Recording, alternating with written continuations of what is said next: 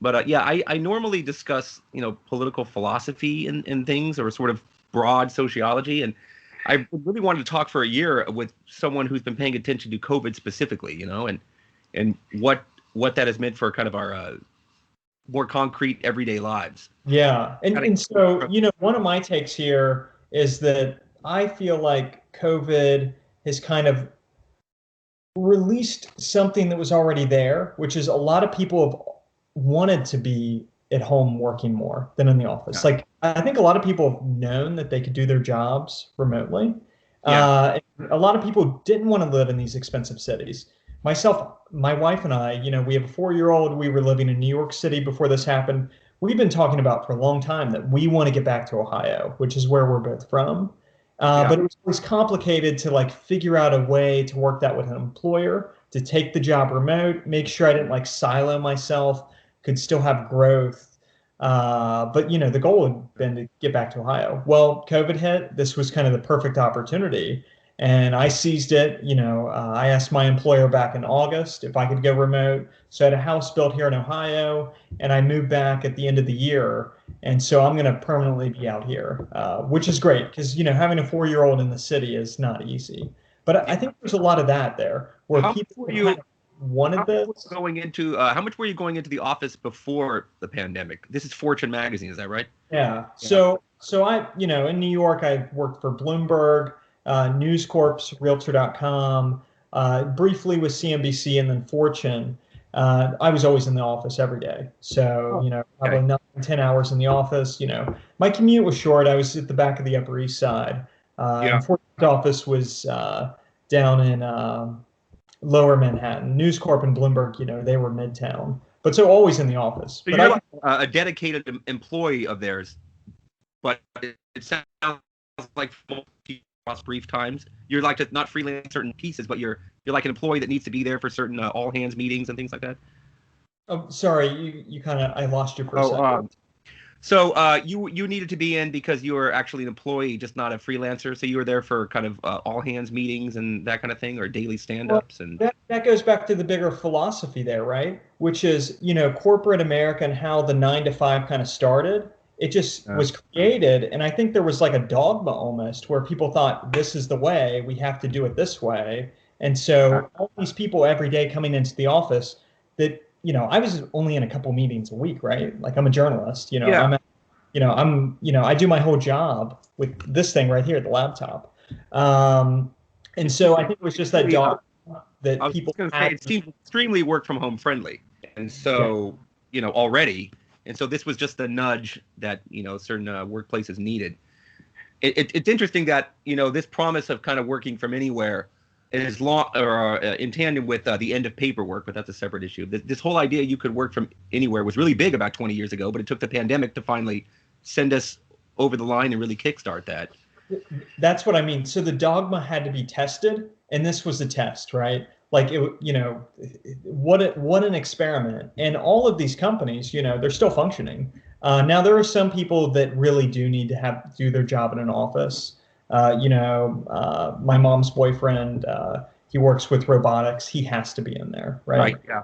Dad works in construction, his job. But a lot of these office jobs, they can be done anywhere. Yeah. And you kind of you hear a lot of companies talking about, what they want to do for clean energy, and they have all these carbon emissions goals with their products. But if you think about it, what a great way to really get to it by cutting down the emissions of driving around, the emissions of the office space. That side of it, there's probably a lot more potential and where they could actually have control. Whereas on the product side, if Procter and Gamble wants to do stuff, that's really the challenge. There is innovation, right?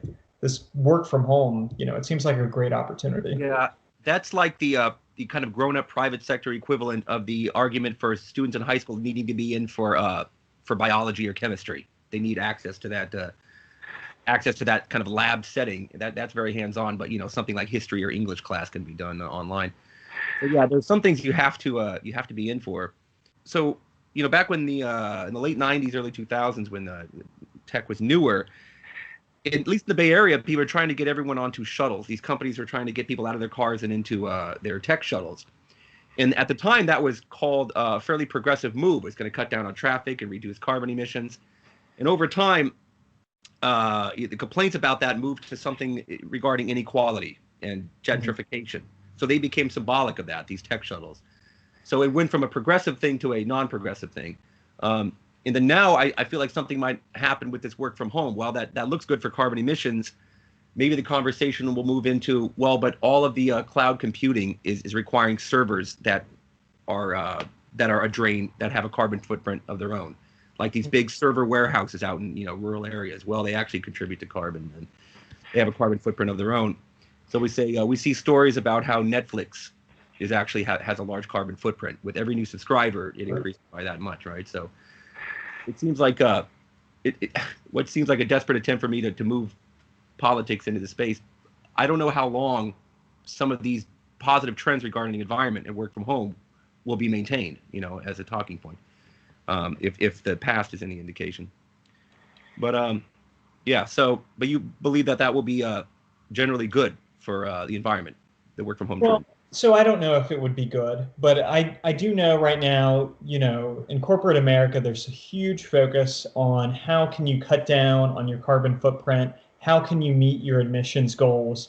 And a lot of that is being thought in a way that's looking at their products, like how can they make their products sustainable? Or it's kind of looking at like, how can we be sustainable in the office place, like recycling or, composting, that type of stuff. Whereas if you're going to look at it from that lens, then, cutting down on the office place itself and cutting down on all the commutes that employees bring in, if they don't need to be in the office, then that seems like a clear way to help to meet that objective. Yeah, it's interesting because I wonder how much of this is sort of this was the exogenous shock, the pandemic, that we needed to finally get all these corporate places or corporate workplaces on the same page about this. Because if one were to try and do this, let's say in 2019, one or a handful of companies that tried to move to work from home, there would have been skepticism, and at the first sight of bad news, they would have pulled back and said, forget it. So there's a certain coordination problem aspect with this that I think might actually be applicable to other issues that in the economy that nothing comes to mind right now. But they said it's like there's an ongoing inefficiency here, and why hasn't anyone been able to solve the problem? Maybe massive online learning. What is that? Moving away from the expensive college experience and moving things online. There's actually a parallel conversation about education similar too. Maybe what they need is something like that, which can't be provided except through some natural disaster, which the virus is sort of, or some big government mandate, right? At one time I was a reporter at the Chronicle of Higher Education, so I kind of know that space a little well. But in education, they've been talking about for years this coming disruption, the MOOCs, the online learning, and then COVID hits and they're like, okay, now's the time, it's going to happen. But you know what? If you look at the enrollments of these schools, they barely went down. My alma mater, University of Cincinnati, it's like the second biggest public here in Ohio. Their enrollment hit a record this year. Yeah. So that it shows you that there's some of these areas where disruption's coming, and then some of these other ones with the online, it's just harder. And I think that's because learning like that is done well in a class, and there's something about that experience too, and it's just hard to break people away from it. Yeah, I think it goes to show how much of college, college is itself the end game. Like it's, a lot of maybe more business friendly or people thinking purely in that sense. Well, college is a means to an end. It's a means to good employment prospects. For a lot of people, no, it's affiliation in a very direct way with a certain college institution itself. That is the point. And that's what you want, It's not some kind of bare minimum of labor skill. Yeah. Conveyance or something, but part of it's a lifestyle of going there. Your family might have went there. It's the sports. It's this whole apparatus that's going to be hard to break away with online learning. Now, at a graduate level or learning a specific skill, that's where the online learning is probably going to thrive more. Or maybe you're a business professional who's too busy to do the 2-year full-time MBA. Yeah. Maybe you're interested in doing an online MBA, which is like a third of the cost. Right. For what they would call a commuter college experience for people, experiencing higher education that way. Maybe something online makes the most. I went to college about 5 or 6 years after I was, supposed to. I didn't do so well in high school, and I had to go to a continuation school, and then I just delivered pizza for a few years after that, and I DJ'd and stuff. And I went, I better really actually go get a degree. So I did the transfer from a 2-year to a 4-year, and by the time I went, I didn't care anything about fraternities or campus life per se. I did just commute, and so maybe for the minority of students doing that, this online version will work. Exactly. It's just not going to be a full sale change of higher ed. It's going to kind of chip away at it. Yeah. And fill in these voids. I forget the number. It's more than half of all college students are what you would consider non-traditional. So they're now the biggest chunk. Yeah. And so, of course, online, it does play to their needs of a busy life and, not coming for as much of that lifestyle stuff. Yeah. So big tech. I know you did one aspect of big tech very much in the news lately is Robinhood. You did a story on that.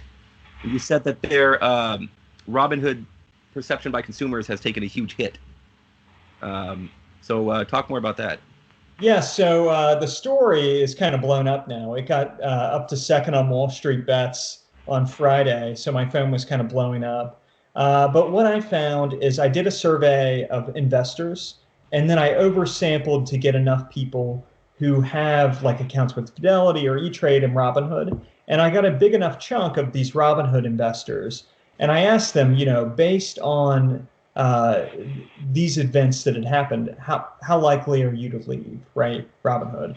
Yeah. And we got it 56% saying that they were considering it.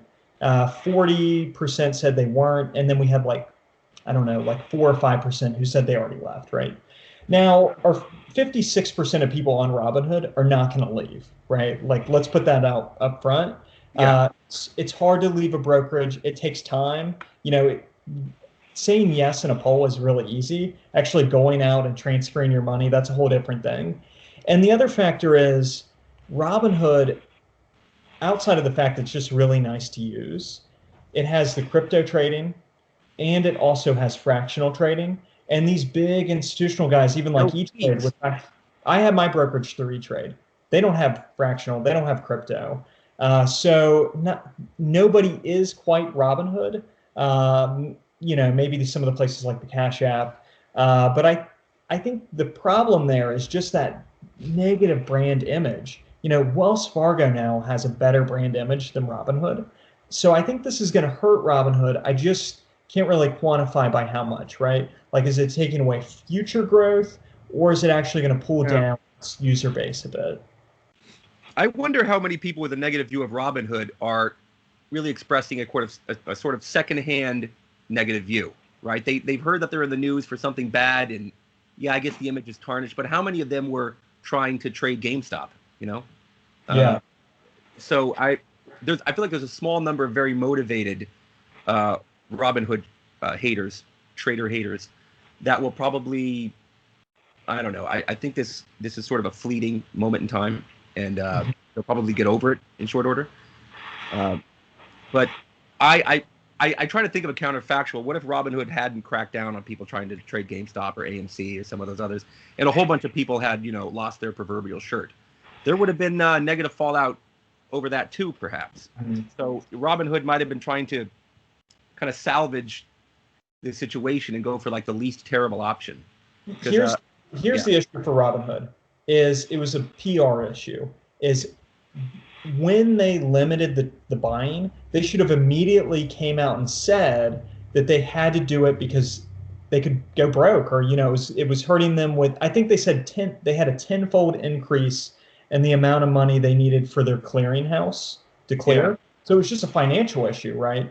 But they didn't tell us that until after Portnoy and Elon and all these dudes jumped onto them. Yeah. CEO had came out initially and had some comments, but it was just hard to shift through what point he was trying to make. What he should have came out and said is just bluntly, you guys did so much trading that we just couldn't afford to meet these clearinghouse requirements. I'd just be frank with people. I think that's the issue, is they were kind of just, it was all corporate speak. It's some sort of a keeping up appearances, fake it till you make it sort of reason for this. Because I'm not going to pretend to understand a lot of the details of this, but I know that if everyone goes to a bank and tries to withdraw their money at once, they can't cover it. If an insurance company has to pay out to a certain number of people all at once, they often can't cover it. So this is not that unusual, is it, for some institution dealing with very large numbers to have to? That's right, and I do, when Robinhood CEO on Thursday or last week was talking in front of Congress, and he had said the fact that this was a 1 in something million episode. That's right. This is, how can you prepare for this, right? So that's totally credible. But the issue was how they presented that to their buyers and to the people who have accounts with them. They just didn't beat Portnoy to it. Portnoy and all of the Wall Street bets jumped in with their narrative, which was, Robinhood's out to help the hedgies, and they're helping the big guys and they're screwing the little guys. And Robinhood just couldn't beat them to it. And how they could have beaten them to it was just coming out with the truth right away. But I think Robinhood didn't want to make it blunt that they didn't have the money for the clearinghouse and it was a strain on them, because they didn't want to look like, as a financial company, they're doing bad with business, right? Like, they have your money. You do not want to hear the people with your money say, we don't have the money to cover X, Y, and Z, right? So I think a part of that might have played a role. And just to be clear, I don't know all of the ins and outs on the financial side, but I do get the branding side, and that is where, looking at my polling data, looks like they made a mistake. Yeah. Okay, let's pivot to a discussion of commercial real estate and certain very, very localized economies around central business districts and the fallout of the collapse in workspaces that require people to be in person. Yeah. Someone blogger I read put it well. They said that the real industry in New York isn't finance or fashion; it's working in offices, which is a little pithy, I guess. But the point is that, like, what they all have in common is loads and loads of people in offices, right? So that's what really New York City is all about. So that's an extreme case of this phenomenon here. But what are the prospects of the local economies and of commercial real estate rebounding in the face of all this? Well, let's start out with where commercial real estate has been hit the hardest. When COVID hit, commercial real estate got hammered right away, or at least it was clear it was going to happen. And where the hardest hit came was hotels. They've been hit the hardest. They're the one area that's actually had real distressed sales. There are hotels in major cities that are just never coming back, that have already folded. Yeah. Second is on the small business side. And this is where there's the most risk, actually. It's not office space. It's the small business, storefront, retail. So many of these businesses have gone under and continue to go under. And where banks are the most at risk, according to Neil Kashari, he told me, he's the Minnesota Fed president. He said the small business loans, definitely the biggest risk. And where the risk lies is if this pandemic isn't wrapped up soon, if for some reason the vaccine isn't as successful as we think, maybe something mutates, I don't know. If something there happens to where we're not good to go in the summer or not good to go in the fall, and this becomes a 2023 issue, 2022 or beyond issue, that's just going to drag more of these small businesses under and open up more of the storefront retail. Now, So the problem with commercial real estate is they're already having issues with the hotels. They're already having issues with small business, the storefront retail, and of course the malls. That was kind of known. So this was really a bigger gut punch there. But all of those issues exist, and they've already had defaults. They're already writing these off the balance sheets. Where they're not writing it off is the office space, and a part of that is because the leases in these big cities like San Francisco, New York, are 10 to 15 years long often. which I didn't know this going into looking into commercial real estate loans. And so there's a buffer there, but so commercial real estate will be fine throughout this pandemic in the office space side. They're not so much writing off, they're renegotiating, right? Yes. Yeah, that's happening too. But going forward, if we have a huge change in where we work, and it's not just like 10 or 20% of staff remote, it's like 50, 60% in these big cities, kind of getting rid of corporate headquarters. If we have that scenario, that's where commercial real estate on the office side is really going to get hammered. And we could even have a financial crisis from real estate on the commercial side. Commercial real estate investment, at least in office spaces, has generally been super lucrative because it's pretty safe, right? So we've never really had an event like this. And if this goes beyond the pandemic, it could cause some real issues. And so where the issues would be caused isn't with like JP Morgan Chase or Bank of America. It's these mid-sized banks like M&T Bank or Zion Bank, where 30 to 40% sort of regional banks are. Yeah, 34 to 40% of a lot of regional banks' balance sheets are commercial real estate. Wow. Whereas Bank of America, it's like 6%. Wow. Someone observed that I think that WeWork sort of peaked too early, because now something like WeWork feels like it might make more sense, kind of an ad hoc, temporary shared workspace situation to sort of spread the risk of, investing too much in workspace. Some sort of Airbnb of workspaces seems like it might make more sense now post-pandemic. Exactly. But it looked like that was on its way to extinction, all because of one salient example. Before the pandemic, it looked like WeWork was going down the tube, right? And I tweeted out one day, how is WeWork still around? And somebody corrected me, and they're like, this could be the golden opportunity that saves WeWork. There's going to be a lot of need there for this, the workspace that's for people who are kind of remote in like mid-sized cities that want to go into the office a couple days a week, or they want to rent out a conference room. I think there's a lot of opportunity. I don't know if it's exactly what WeWork was, but it's something along those lines. Yeah. And the co-working space. Yeah, the desire to come into work, quote unquote, could be less because you just want to act like some very loyal kind of old school employee or something, but you just need to mix up your environment a little more. It's like the same reason people would go into work from cafes, say. Yeah. And this is actually an interesting opportunity. This is one of those areas where the little guy could actually benefit financially and get into a small business venture in one of these pandemic spurred segments. Whereas if you're a small guy, you could go get some office space and, kind of design it right, make it a co-working space, brand it in your local community, build the offices in there. I don't know. I think there's an opportunity there. I don't think it has to be necessarily an Airbnb type. Yeah. Just for small businesses in general, it's interesting that, this has been such a blow to brick and mortar, very, very local businesses. So much of pop culture is made up of celebrating that very conspicuous kind of traditional form of business. There was that movie Chef about the food truck guy.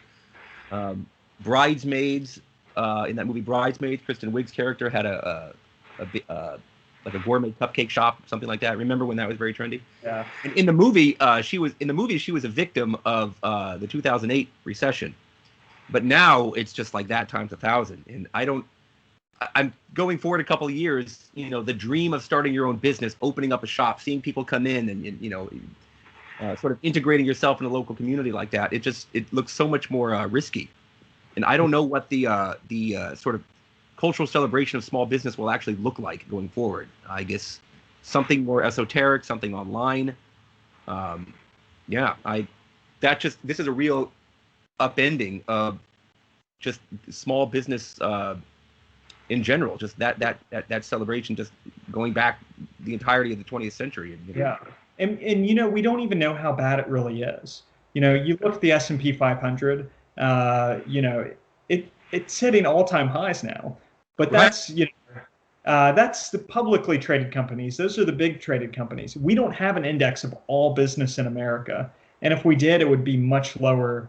It might even be down a little bit or a little bit flat or just up a tad. But yeah, it could be worse than we even know. What's disturbing is how, from a stock market perspective, the eradication of so many small businesses is just, it was a temporary blip. I mean, if it were 2021 and not, or yeah, it is 1921, not 2021, something that eradicated small businesses like that would just be, the economy overall would look horrible. It goes to show you how much of what drives GDP is driven by the handful of very large companies. And they're only getting more share now. Yeah. And even if coronavirus were to have struck in 1981, I looked this up recently, the titans of industry then were like, Ford, GM, Kodak. That they really required people to be, in person. I don't think we would have been able to endure lockdowns for as long. Because it really would have hit mainstream corporate America in a much bigger way. Oh, if this had hit in 1970s, 80s, this would have been probably the D word, a depression. Our technology we have now to keep so many of these segments alive and actually, in a way, speed up the economy into a new future, that was just something that didn't exist then.